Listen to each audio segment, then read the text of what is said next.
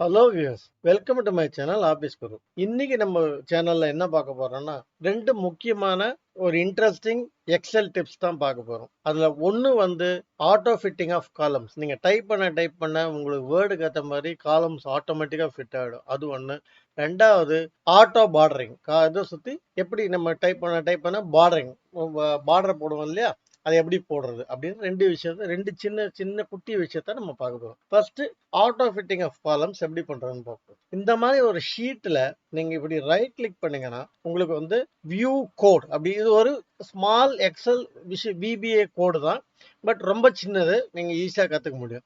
போட்டு view code அப்படின்னு போட்டு இந்த இடத்துல ஜென்ரல்னு இருக்குல்ல, இதுல வந்து நீங்க என்ன பண்ணுங்க, ஒர்க் ஷீட் அப்படின்னு செலக்ட் பண்ணி இந்த மாதிரி வரும். இந்த ரெண்டு இதுக்குள்ள நீங்க என்ன டைப் பண்ணணும்னா செல்ஸ் டாட் என்டையர் காலம் டாட் ஆட்டோஃபிட் அப்படின்னு போட்டு இதை வந்து சேவ் பண்ணிக்கோங்க. சேவ் பண்ணீங்கன்னா இப்போ வந்து நீங்க உங்களோட இதுல வந்து டைப் பண்ணி பாருங்க. ஒரு இது டைப் பண்றேன், எப்படி எப்படி ஆட்டோமேட்டிக்கா ஃபிட் ஆகுது பாருங்க, பாத்தீங்களா? ஸோ இது வந்து உங்களுக்கு டேட்டா ஜாஸ்தி இருக்கும்போது உங்களுக்கு வந்து நீங்க போய் மேனுவலா போய் டிராக் பண்ணி எவ்வளவு டிராக் பண்ணது நம்ம கஷ்டப்படுறது. உங்களோட டேட்டாக்கு ஏத்த மாதிரி நீங்க அடிக்கிற செல்லுக்கு எவ்வளவு கண்டென்ட் அடிக்கிறீங்க, செல் சைஸுக்கு ஏத்த மாதிரி இது ஆட்டோ ஃபிட் ஆயிடும். இது ஒரு ஷீட்டுக்கு தான் நம்ம எழுத முடியும். நிறைய ஷீட்ஸ் இருக்குன்னா ஈச் அண்ட் எவ்ரி ஷீட்டுக்கு நீங்க போய் அந்த இது எழுதிக்க வேண்டியதான். இது ஒரு விஷயம். அடுத்தது ஃபார்மேட்டிங், அதாவது பாக்ஸ் போட பார்டர்ஸ் போடுறது. ஆட்டோ பார்டர் எப்படி போடுறது அப்படின்னு பார்ப்போம். இப்போ ஒரு எக்ஸாம்பிள் நம்ம இது போனா இங்க போயிட்டு நம்ம என்ன பண்ணோம், அவுட்லைன் பார்டர், ஆல் பார்டர், இந்த மாதிரி நிறைய பார்டரிங் இருக்கு இல்லையா,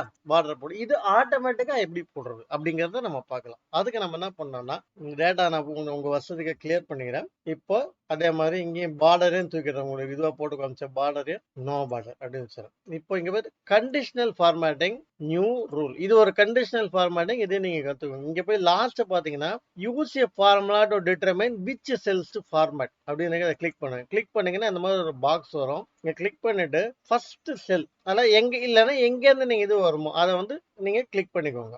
அதுக்கு முன்னாடி நீங்க என்ன பண்ணணும்னு கேட்டீங்கன்னா, நீங்க எவ்வளவு தூரத்துக்கு இது பண்ணணுமோ அவ்வளவு செல்ஸ் நீங்க இது பண்ணீங்க. நான் சொல்ல மறந்துட்டேன். இப்போ எவ்வளவு தூரத்துக்கு நீங்க டேட்டா வைக்க போறீங்க, எத்தனை காலம்ஸ் வைக்க போறீங்க, அத்தனை காலம்ஸ் செலக்ட் பண்ணிக்கோங்க. செலக்ட் பண்ணிட்டு கண்டிஷனல் ஃபார்மேட்டிங் நியூ ரூல் போங்க.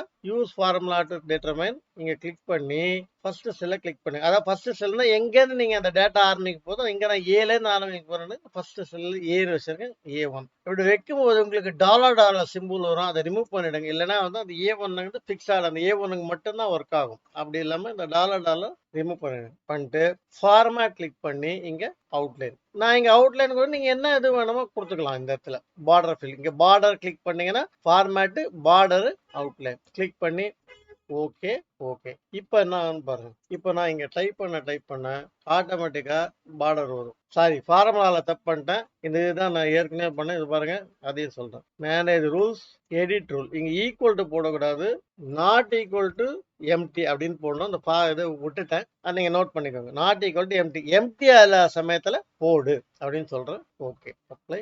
ஓகே. இப்ப நான் டைப் பண்ண எங்கெல்லாம் டைப் பண்றேனோ அங்கெல்லாம் பார்டர்ஸ் வரும். இதான் ரெண்டு சின்ன விஷயம் நான் உங்களுக்கு கற்றுக் கொடுக்கலான்னு நினைச்சேன் இந்த வீடியோவில். until I see in next video. Thank you. Bye.